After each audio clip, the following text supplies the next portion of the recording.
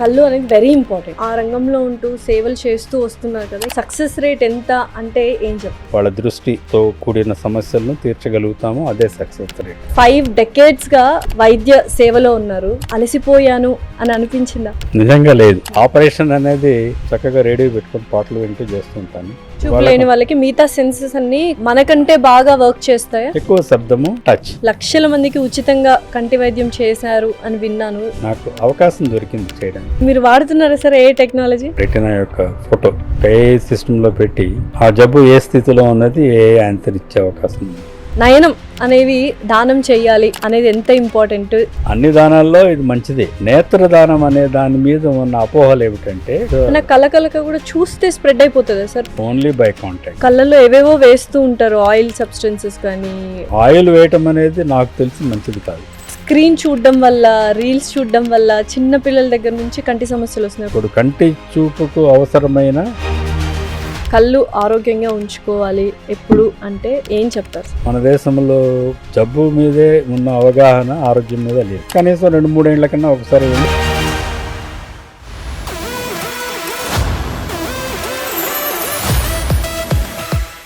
Hello everyone, welcome to legends program in Suman TV. సర్వేంద్రియానం నయనం ప్రధానం అంటారు.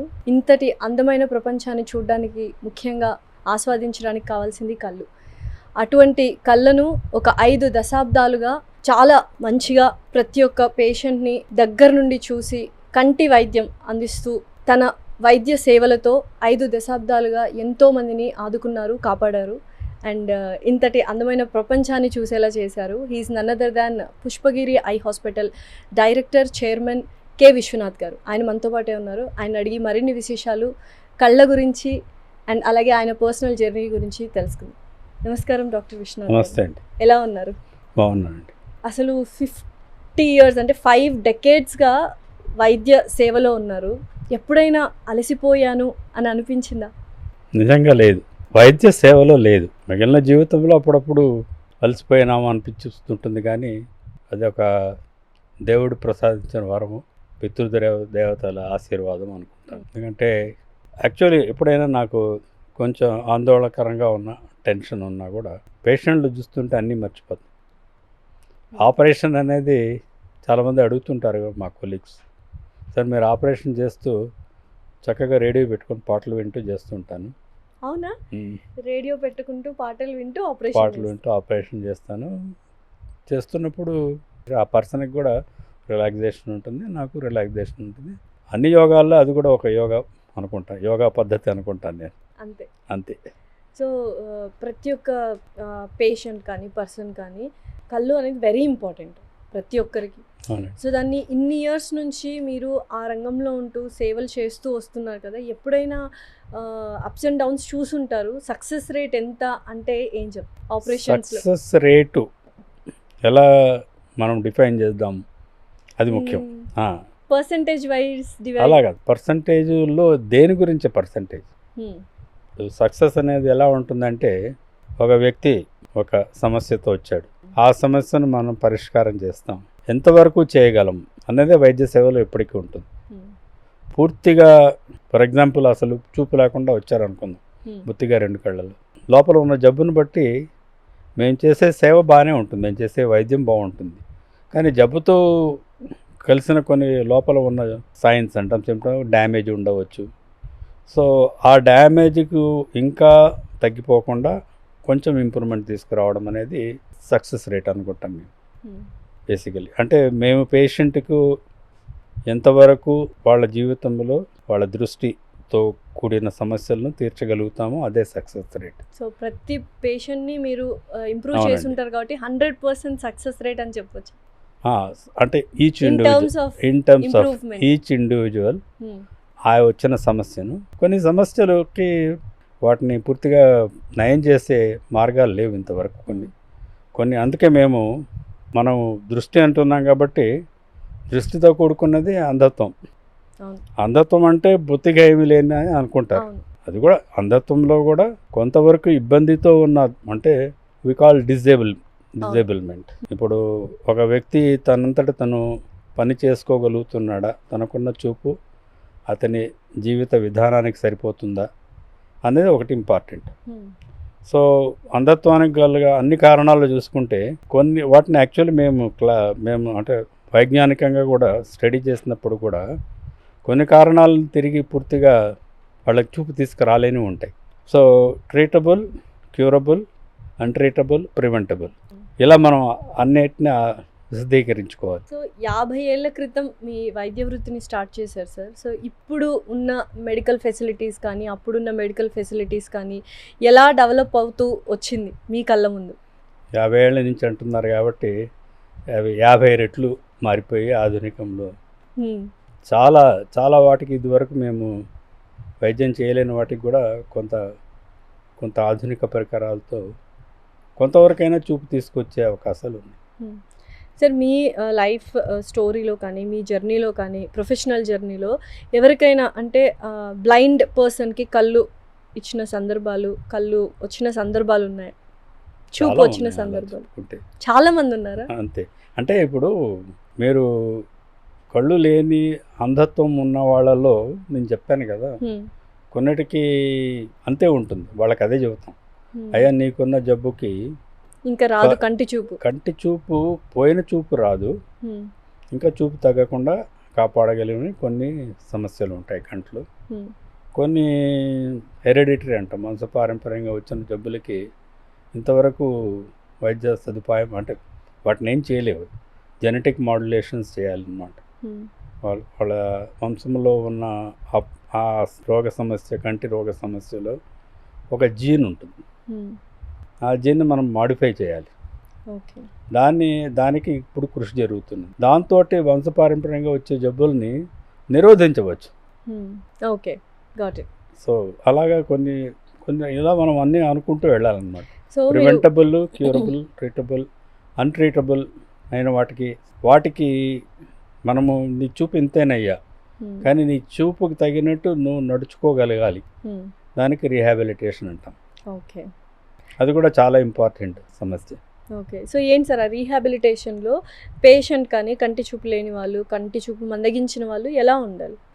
అలాగా రీహాబిలిటేషన్ చేయవలసినవి అంటే దృష్టి పూర్తిగా పోయి వాళ్ళని, ఒకటి పూర్తి అంధత్వం, అసలు ఏమీ కనిపించకపోవడం, వెలుతురు చీకటే కూడా తెలియదు వాళ్ళకి. సార్ అలాంటి వాళ్ళు మీ దగ్గరకు వచ్చినప్పుడు, కంటి వైద్యులు కాబట్టి అసలు కంటి చూపే లేని వాళ్ళు మీ దగ్గరకు వచ్చినప్పుడు వాళ్ళ బాధలు ఎక్స్ప్రెస్ చేస్తూ ఉంటారు కదా, ఎటువంటి బాధలు ఎక్కువగా చెప్తూ ఉంటారు అండ్ మీరు ఎలా రెస్పాండ్ అవుతూ ఉంటారు వాటికి? మొదటిది వచ్చి మనము వాళ్ళ బాధలు అర్థం చేసుకోవాలి. నీకు ఊరికే రాదుపోమని చెప్పడం కాదు, వాళ్ళని చూసి నీ సమస్య ఏమిటి, నువ్వు అంటే అది ఏ వయసులో వచ్చారు, ఎంత దీర్ఘకాలం జబ్బులో ఏ స్టేజ్లో వచ్చారు, ఇవన్నీ కూడా మేము గమనించి ఇంకా ఆ సమస్యను మనం ఎలాగో ఎదుర్కోలేము కాబట్టి మీరు ఇలాగే ఈ జీవితం గడపడానికి కొన్ని నేర్చుకోవాలని చెబుతాం. ఫర్ ఎగ్జాంపుల్ పూర్తిగా చూపు లేని వాడికి మొదటి ఇంపార్టెంట్ థింగ్ ఏమిటి, నడవగలిగాలి, మొబిలిటీ. దానికి కూడా కొంతమంది వాళ్ళకి ఉన్న మనోధైర్యం ఉండకపోవచ్చు, మనోధైర్యంతో కొంతమంది వాళ్ళతో వాళ్ళు కొన్ని నేర్చుకొని ఉంటారు. అంటే మనము టెక్నికల్గా మాట్లాడకుండా ఇంట్లోనే కొన్ని పద్ధతులు వాళ్ళు పాటిస్తూ వాళ్ళకి తెలుసు ఫలానా చోట ఇది వస్తుంది, అలా నడిచేవాళ్ళు ఉంటారు. చిన్న వయసులో వచ్చారనుకుందాం పిల్లలు, వాళ్ళకి మనము వెంటనే రీహాబిలిటేషన్ ప్రోగ్రామ్ మొదలెట్టాలి. వాళ్ళకి మనోధైర్యం ఇవ్వాలి. మొదటి నేను నా జీవితం ఇంతే అసలు ఇంకా అని పూర్తి నిరాశ నిస్పృహలో ఉంటారు కదా, అలాంటి పిల్లల్ని బ్లైండ్ స్కూల్స్లో ఎక్కడైతే బ్రెయిల్ అనే లిపి నేర్పిస్తుంటారో ఆ బ్రెయిల్ నేర్చుకోవడానికి మనం ఎంకరేజ్ చేస్తాం. కొంతమందికి జీవితం మధ్యలో స్కూల్ మధ్యలో పోయిన కళ్ళు వాళ్ళు కూడా ఉంటారు, ఏదో దెబ్బ తగిలి ఒక ఇన్క్యూరబుల్ డిసీజ్ వచ్చి తెగిపోయాయి, అలాంటి వాళ్ళని కూడా ఎంకరేజ్ చేయాలి. వాడికి ఎందుకంటే దేవుడిచ్చిన వరం అనుకోవాలి. ఒక ఇంద్రియము సరిగా పనిచేయలేకపోతే మిగిలిన ఇంద్రియాలు వాటికి సహాయం చేస్తుంది. నిజంగానే సార్, కళ్ళు కంటి చూపు లేని వాళ్ళకి మిగతా సెన్సెస్ అన్ని మనకంటే బాగా వర్క్ చేస్తాయి. అవును, అది వాళ్ళకి జీవిత విధానం కదా. వాళ్ళకి శబ్దం మీదే ఎక్కువ వాళ్ళు గ్రహిస్తారు, మాట ఎక్కువ, శబ్దము, టచ్. ఓకే, ఇవి రెండు టచ్ సెన్సేషన్ చాలా ఉంటుంది. కళ్ళు మూసుకొని వాళ్ళు ఏ వస్తువు కూడా చెప్పగలిగేంత వాళ్ళకి డెవలప్ అవుతుంది. అలాంటి వాళ్ళని మనం ఎంకరేజ్ చేసి, మీకు ఒక చిన్న ఎగ్జాంపుల్ ఇస్తాను. ఒక ఇంచుమించు 25 ఏళ్ల కిందట అనుకుందాం. ఆ అమ్మాయి వచ్చింది నా దగ్గరికి. ఆ అమ్మాయికి తన డిఫెక్ట్ తెలుసు, తన డిజబిలిటీ తెలుసు. ఎక్కువ చదువు అంటే అక్షరాలు పెద్ద అక్షరాలు అయితే తప్ప చిన్నవి కనిపించు. సో ఆ అమ్మాయి కృషితో అట్లాగే ఎలాగో ఒకలాగా బాగా చదువుకొని గ్రాడ్యుయేషన్ అయిపోయి, అప్పటి ఉమ్మడి ఆంధ్రప్రదేశ్లో ఈ ఎగ్జామినేషన్స్ ఉంటాయి, గ్రూప్ 1 సర్వీసెస్, అందులో మంచి మార్క్స్తో పాస్ అయింది. టాప్ ర్యాంకర్గా వచ్చింది. టాప్ ర్యాంకర్గా వచ్చినప్పుడు ఆవిడకి ఇవ్వాలి, మంచి ఉద్యోగం ఇవ్వాలి. టాప్ ర్యాంకర్ అంటే ఎక్కడో ఒక అసిస్టెంట్ సెక్రటరీ లెవెల్లోనే ఇవ్వాలి పొజిషన్. దానికి ఆవిడకి మామూలుగా ప్రతి ఎక్కడ ఉద్యోగంలో చేరాలన్నా మెడికల్ ఎగ్జామ్ చేస్తారు కదా. చేసినప్పుడు ఆవిడని గుర్తించారు. ఈవిడకి అంత ఎక్కువ చూపు లేదు, ఎలా ఉద్యోగం చేయగలుగుతుంది, కాబట్టి ఈవిడికి ఉద్యోగానికి పనికిరాదు అన్న దృష్టిలో ఉన్నారు ఉన్నతాధికారులు. అన్ఫిట్ జాబ్ అన్నట్టు.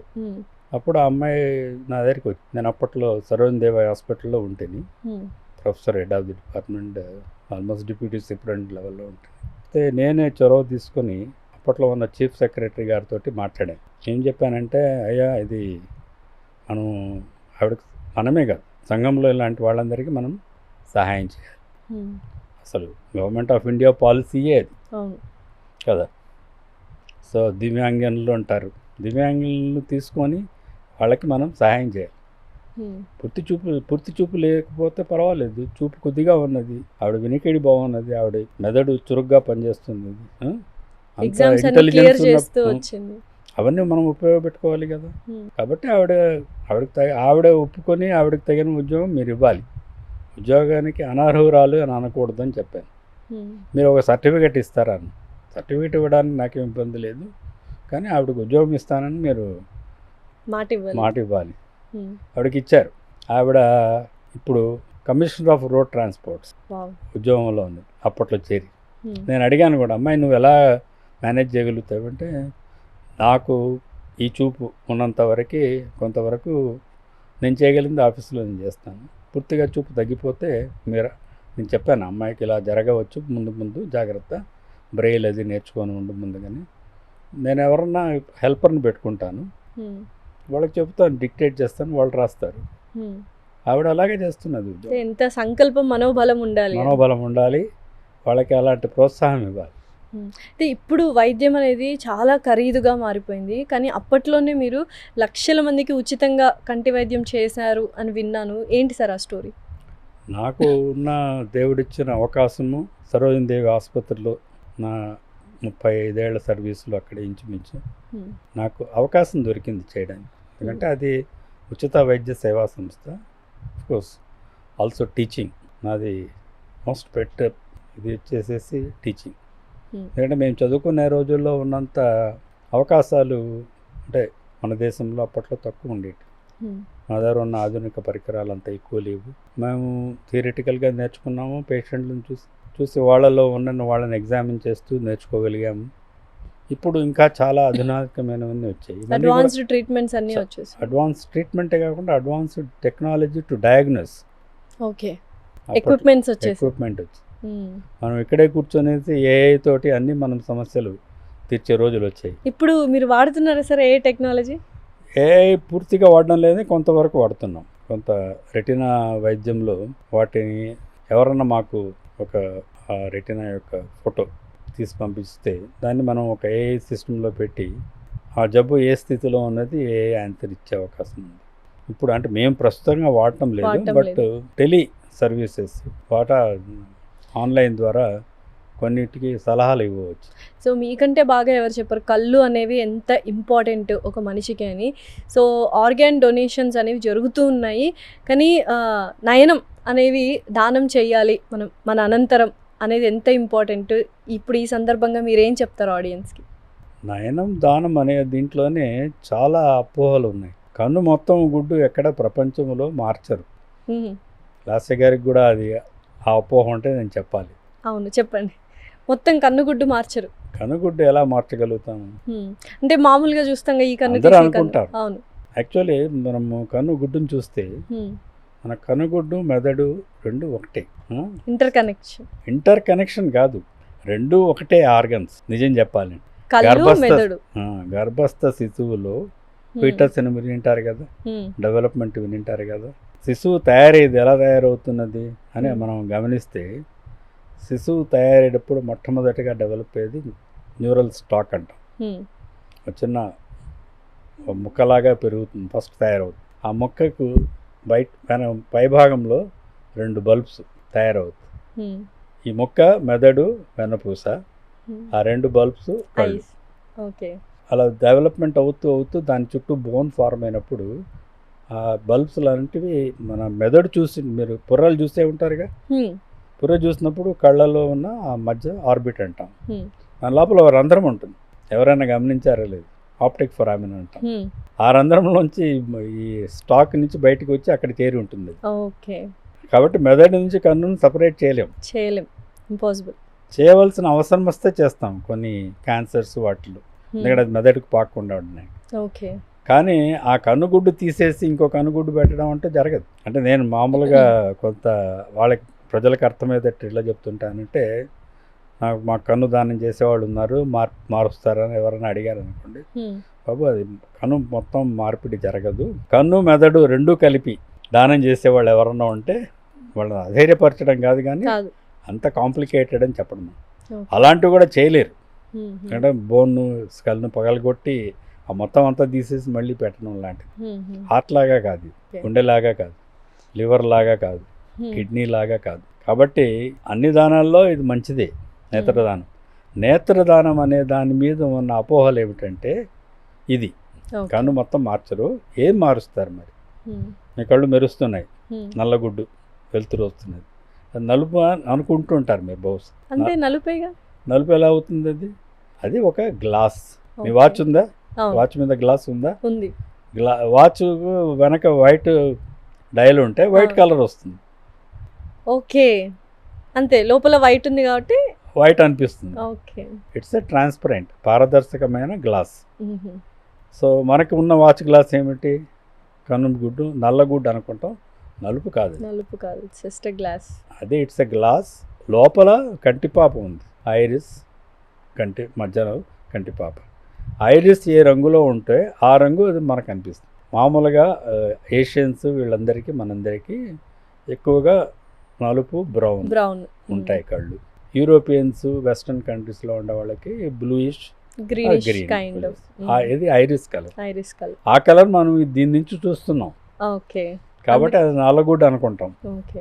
ఇప్పుడు ఈ పైన ఉన్న వాచ్ గ్లాసు, ఫర్ ఎగ్జాంపుల్, మీరు ఎప్పుడో కింద పడిపోయి ఉంటుంది, మీకు కనిపించకుండా గ్లాస్ మీద క్రాక్స్ ఉండి, ఆ తర్వాత వర్షంలో వెళ్ళి వచ్చాక దాని మధ్య భాగంలో నీళ్ళ చుక్కలు ఏర్పడి కనిపించకుండా ఫాగ్ ఫామ్ అవుతుందా?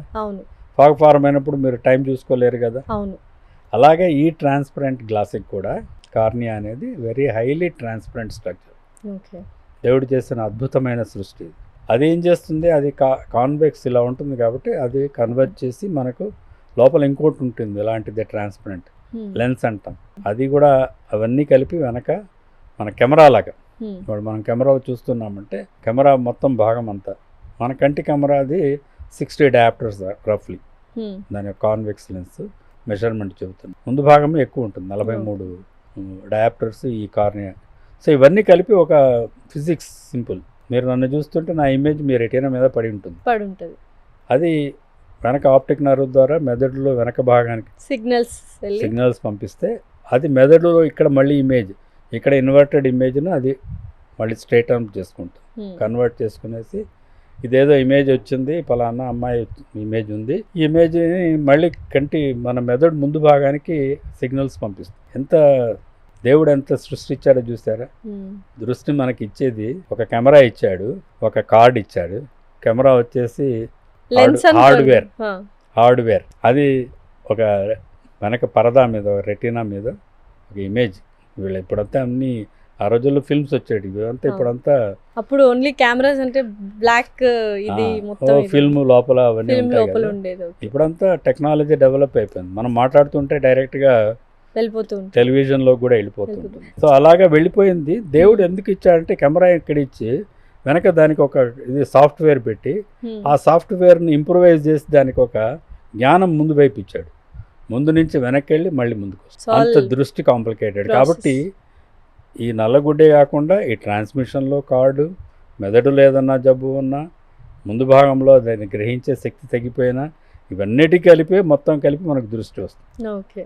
ఇప్పుడు మళ్ళీ మీ మొదటి ప్రశ్నకే వస్తాం. ఫాగ్ వస్తుందన్నారు కదా, ఫాగ్ వచ్చిన తర్వాత ఏం చేస్తారు? రిపీటెడ్గా దాన్ని గట్టిగా రుద్దితే ఫాగ్ పోతుంది. పోకపోతే ఏం చేసుకుంటారు? వెళ్ళి వాచ్ గ్లాస్ మార్చుకుంటాం. ఆ వాచ్ గ్లాస్ మార్చడమే మేము చేస్తాం. ఓకే. ట్రాన్స్పరెన్సీ పోతుంది కొంతమంది. వయసు మీరిన వాళ్ళకి అటువంటి సమస్యలు. కార్నియా అనేది మెయింటైన్ అవుతుంది ట్రాన్స్పరెంట్ త్రూ ఆఫ్ లైఫ్. దానికి ఏదైనా జబ్బు చేసి చిన్నప్పుడు దెబ్బలు తగిలి కంటి మధ్యపాపలు, అదే కార్నియా మధ్య భాగంలో పుండ్లు అవుతాయి.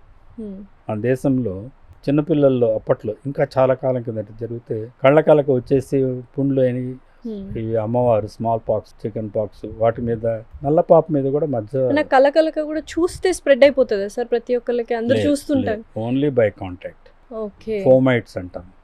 వాళ్ళు తుడుచుకొని ఇలా ఇక్కడ ముట్టుకున్నారనుకోండి, మనం దాని మీద ముట్టుకొని మళ్ళీ మన కళ్ళని చూసుకుంటాం, అది ట్రాన్స్మిట్ అవుతుంది. మార్నింగ్ లేవగానే చాలా మంది కళ్ళు రుద్దేసుకుంటూ ఉంటారు, ఏదైనా పడినా రుద్దేసుకుంటూ ఉంటారు.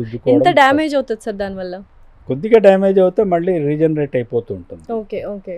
కళ్ళు తెరిచి కంట్లో నీళ్లు పోసుకొని కడుక్కోక్కర్లేదు, అది కంట్లో ఏదైనా పడ్డప్పుడు కడుక్కోవాలి. నేచురల్ క్లెన్జింగ్ ప్రాసెస్ అనేది అయికుంటది. దేవుడిచ్చిన ఇంకొక వరం కన్నీరు.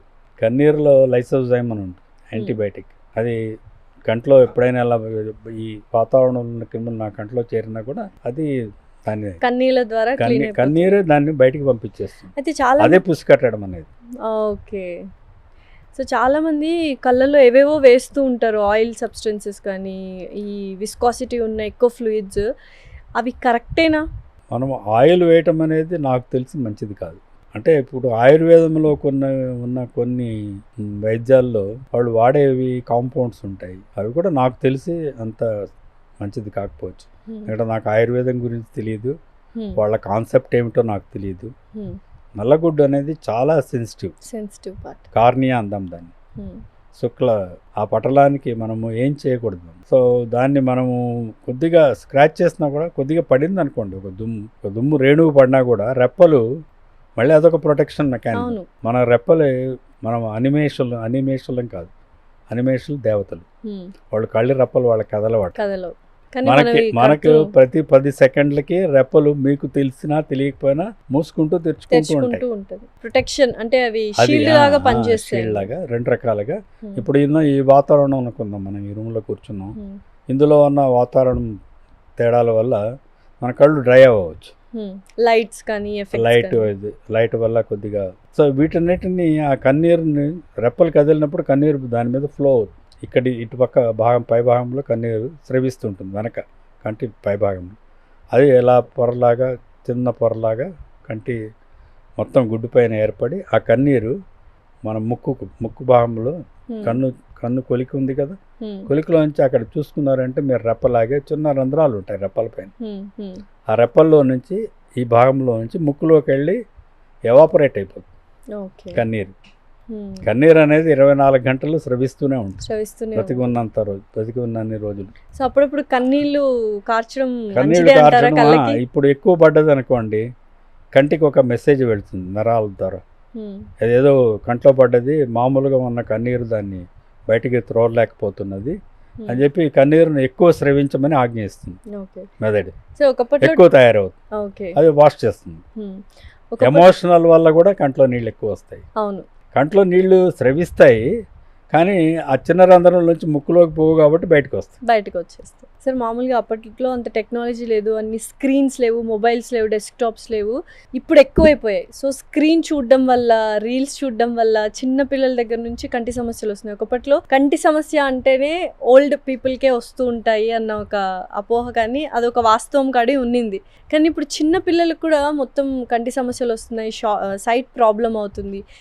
మన ఐసైట్ని కాపాడుకోవాలి, హెల్దీగా మన కళ్ళను ఉంచుకోవాలి అంటే ఎటువంటి మార్గాలు కానీ హ్యాబిట్స్ కానీ మనం అనుసరించాలి? స్క్రీన్ చూడడం ఏం తప్పేం కాదు. ఫస్ట్ మనము తదేకంగా దేన్ని కూడా అలాగే చూస్తూ ఉంటే మన రెప్పలు మూసి తెరవడం అనేది కొంత ఫ్రీక్వెన్సీ తగ్గుతుంది. తగ్గుతుంది. దాన్ని ఇలా చూస్తూ ఉంటాం కదా. సో నార్మల్ ఫ్రీక్వెన్సీ వల్ల క్లియర్ ఫిల్మ్ ఫ్లో అవుతూ ఉంటుంది. తదేకంగా చూస్తే బయట ఉన్న అట్మాస్ఫియర్ వల్ల ఎవాపరేట్ అయిపోతుంది. ఓకే.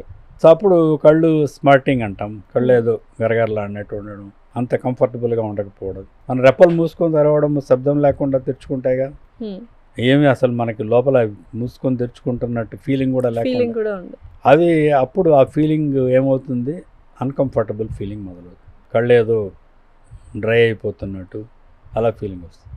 సో ఇది తదేకంగా చూసే వాళ్ళలో జరిగే సమస్య. ఓకే.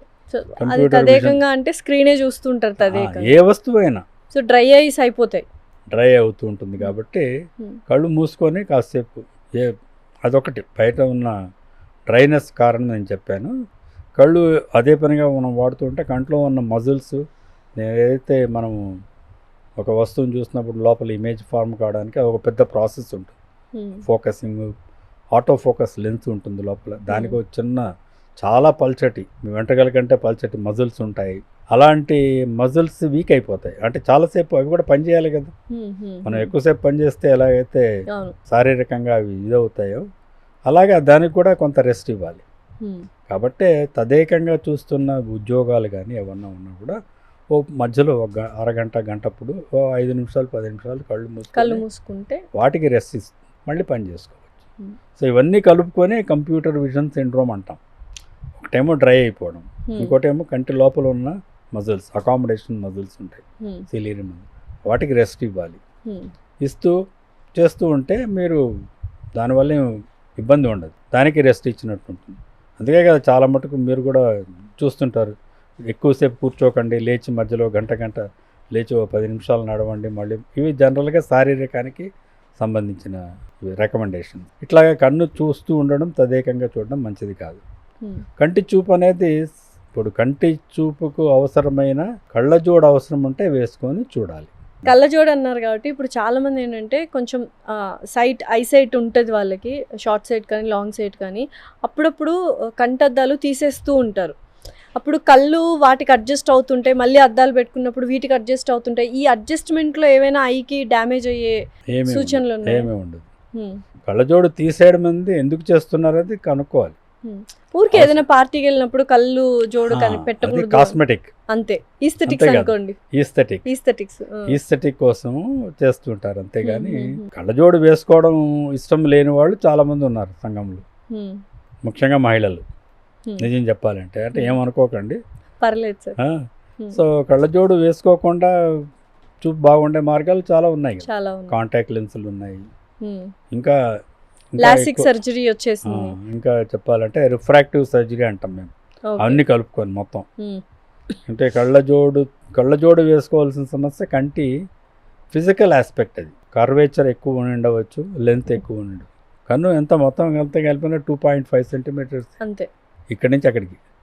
2.5 సెంటీమీటర్లు ఉన్న కంట్లో ఎక్కువ పొడుగ్గా ఉంటే ఏదో ఒక డిఫెక్ట్ వస్తుంది, షార్ట్ సైట్ అంటే. కర్వేచర్ ఎక్కువ ఉన్న షార్ట్ సైట్ వస్తుంది. ఇవన్నీ పుట్టుకతో వస్తాయి. కన్ను, ముక్కు, పెదమలు అన్నీ, హార్ట్ సైజ్, ఇవన్నీ there all determined hereditary. So మన కళ్ళు ఆరోగ్యంగా ఉండాలంటే ఎటువంటి ఫుడ్ మనం తీసుకోవాలి? ఫుడ్ అనేది మామూలుగా తీసుకునే ఫుడ్ సరిపోతుందండి. లోపభూయిష్టమైన ఫుడ్స్ ఏవి అంటే చిన్నప్పుడు అవసరం ఉన్నది వైటమిన్ ఏ, రెటీనాలో బాగా పనిచేయడం. అది కూడా 10 సంవత్సరాల లోపు చాలా డిఫెక్టివ్గా ఉందనుకుందాం. వైటమిన్ ఏ అసలు వాళ్ళు సరిగా వాళ్ళ ఆహారంలో లేకుండా దృష్టిలో, అప్పుడు రెటీనాలో వాళ్ళకి నైట్ బ్లైండ్నెస్ అనేది రావచ్చు, నల్లగుడ్డు పైన తెల్ల మచ్చలు రావచ్చు. సో ఇవి 2 రాకుండా ఉండాలంటే వైటమిన్ ఏ ఇవ్వాలి. ఇది ఒకప్పుడు చాలా తీవ్రమైన సమస్య 30-40 సంవత్సరాల కిందట. అప్పుడు వైటమిన్ ఏ రెగ్యులర్గా అందరికీ ఇచ్చేవాళ్ళు. ఇప్పుడు ఆధునిక విజ్ఞానం డెవలప్ అయ్యి అవగాహన కూడా పెరిగింది తల్లిదండ్రుల్లో. మంచి ఆహారం ఇస్తున్నారు, పోషకాహారం. వైటమిన్ ఏ ఉన్నవి మనకు అన్నీ తెలుసు. ఆకుకూరలు, ఫిష్, ఎగ్స్, ఎల్లో ఫ్రూట్స్ ఇవన్నీ అందుబాటులో ఉన్నాయి. కాబట్టి వైటమిన్ ఏ లోపం చిన్నపిల్లల్లో అట్లీస్ట్ కొన్ని పట్టణాల్లో, మరి మారుమూల గ్రామాల్లో అయితే ఉండవచ్చు. కాబట్టి పోషకాహార లోపం వల్ల కంటి సైట్ వస్తుంది అనుకోవడం తప్పు. ఒకప్పట్లో డయాబెటీస్ అనేది చాలా తక్కువగా ఉండేది. ఇప్పుడు ఇంట్లో ఒకరికి డయాబెటీస్ అనేది కంపల్సరీ ఉంటుంది. దానివల్ల డయాబెటిక్ రెటినోపతి వచ్చే సమస్యలు ఎక్కువగా ఉన్నాయి. కంటి చూపు ఫస్ట్ మందగిస్తుంది అని విన్నాను. అది ఎలాగా అండ్ ఎలా మనం దాన్ని అవాయిడ్ చేయొచ్చు, ప్రివెంట్ చేయొచ్చు? డయాబెటీస్ ప్రతి ఇంట్లో ఒకరికి ఉంటున్నది అన్నది ఎందుకు అవుతున్నది అంటే, మామూలుగా డయాబెటీస్ మధుమేహము హెరిడిటరీ ప్రాబ్లం. అది వంశంలో ఉన్న వాళ్ళలో అది ఇన్సులిన్ సెక్రేషన్ తగ్గిపోతూ ఉంటుంది కాబట్టి వాళ్ళకి ఒక జెనెటిక్గా అదొక జెనెటిక్గా డిటర్మిన్డ్ ప్రాసెస్ అనమాట. ఒక ప్రోగ్రామ్ ఉంటుంది వాళ్ళ శరీరంలో, ఫలానా వయసులో ఇన్సులిన్ తగ్గిపోతుంది. ఇన్సులిన్ అనేది మనం తీసుకునే కార్బోహైడ్రేట్స్ అంటే పిండి పదార్థం అంటాం కదా తెలుగులో. వాటిలో ఉన్న గ్లూకోజ్ని ఇన్సులిన్ అనే ఎంజైమ్ ఖర్చు చేస్తుంది. Enzyme is used for enzymatic purpose. దాన్ని మనకు అసిమిలేట్ చేయడానికి చేస్తుంది. బట్ ఇప్పుడు లైఫ్ స్టైల్ వల్ల కూడా మనకు అదే చెప్తున్నాను. ఆ ఇన్సులిన్ అనేది ప్రొడక్షన్ అనేది లైఫ్ స్టైల్ వల్ల ఈ మధ్య కొంతకాలంలో వాళ్ళకి మారిపోతుంది. ఇది ఒబేసిటీ వచ్చి శారీరక వ్యాయామం లేకుండా కొద్దిగా జెనెటిక్ మాడ్యులేషన్ కూడా జరుగుతున్నది ఇట్లాంటివి మనం ఉన్న సమాజంలో. సో ఈ జెనెటిక్ మాడ్యులేషన్ వల్ల ఇదివరకు వాళ్ళ వంశంలో షుగర్ లేని వాళ్ళకు కూడా వస్తున్నది. ఈ షుగర్ అనేది ఎప్పుడైతే ఇన్సులిన్ ఎనర్జైజ్ చేయలేకపోతున్నదో అది మనం తింటాం, మన శరీరం రక్తంలో చేరి ఉంటుంది. ఎక్కడికి పోతుంది, ఎక్కడికి పోలేదు కదా, మన మూత్రంలోంచి విసర్జించబడుతుంది. అందుకే మనం యూరిన్ టెస్ట్ చేసుకోండి షుగర్కి అంటారు కదా. మూత్రంలోంచి వెళ్ళిపోతుంటుంది. తిన్నది ఖర్చు అవ్వాలి. ఖర్చు అవ్వకపోతే ఏమవుతుంది, బ్లడ్లో ఉంటుంది, చేరి ఉంటుంది. బ్లడ్లో ఉండడమే కాకుండా బ్లడ్లో ఉన్న సెల్స్లు, రెడ్ బ్లడ్ సెల్స్, ఎర్ర కణాలు అంటాం కదా, అవి మనకు శరీరంలో అన్ని భాగాలకి ఆక్సిజన్ పంపిస్తూ ఉంటుంది. ఈ ఆక్సిజన్ పంపించేందుకు అది చేయవలసిన పని. గ్లూకోజ్ని కూడా అది తింటుంది. అది దానికి ఎప్పుడేమవుతుంది, దానికి బద్ధకం వస్తుంది, ఆక్సిజన్ సప్లై తగ్గిపోతుంది. దానివల్లే అన్ని సమస్యలు వస్తాయి. దానివల్లే కంట్లో ఉన్న రెటినాలో మార్పులు జరిగి రెటినాలో కొద్దిగా నీరు చేరడం జరిగి చూపు తగ్గుతుంది కొద్దిగా ముందు. లోపల బాగా ఈ ఆక్సిజన్ సప్లై బాగా తగ్గిపోతే దేవుడు ఎక్కడైతే ఆక్సిజన్ లేదో ఆక్సిజన్ సప్లై చేయడానికి మళ్ళీ కొత్తగా రక్తనాళాలను సృష్టిస్తాడు. ఈ వేలు ఈ వెయిన్ అది కట్ అయిపోతే ఈ పక్క వెయిన్ వచ్చి పక్కన ఉన్న ఆర్టరీ వచ్చి ఈ భాగానికి సహాయం చేస్తుంది. అది దేవుడి సృష్టి. ఆ సృష్టి రెటినాల్లో కూడా జరుగుతూ ఉంటుంది. ఆక్సిజన్ తక్కువ ఉంది కదా, కొత్తగా రక్తనాళాలు నేను ఏర్పరుస్తాడు. ఆ రక్తనాళాలు ఎలా ఉంటాయంటే వెంట్రుక కంటే సన్నగా ఉంటాయి. క్యాపిలరీస్ అని చిన్నప్పుడు మీరు ల్యాబ్స్లో ముట్టుకొని ఉంటారు, అవి ముట్టుకుంటేనే పగిలిపోతాయి. అలాంటి రక్తనాళాలు కంట్లో చేరినప్పుడు అవి చిట్లుతాయి. గట్టిగా మాట్లాడడం, తగ్గడం, వంగడం, బరువులు ఎత్తడం, అరవడం, ఏదన్నా చిన్న కారణాల వల్ల ప్రెసిపిరేట్ అయ్యి ఆ రక్తనాళాల చిట్లు కన్ను గుడ్డు మధ్య భాగంలో రక్తం చేరుతుంది. అకస్మాత్తుగా చూపుపోతుంది. సో ఇవన్నీ జరగకుండా ఉండాలి అంటే ఏంటి, గ్లూకోజ్ వల్ల వచ్చిన సమస్య. సో గ్లూకోజ్ అనేది శరీరంలో ఏ మోతాదులో మనకు ఖచ్చితంగా ఉంటే ఈ ప్రాబ్లం రాదు అని తెలుసుకోవాలి.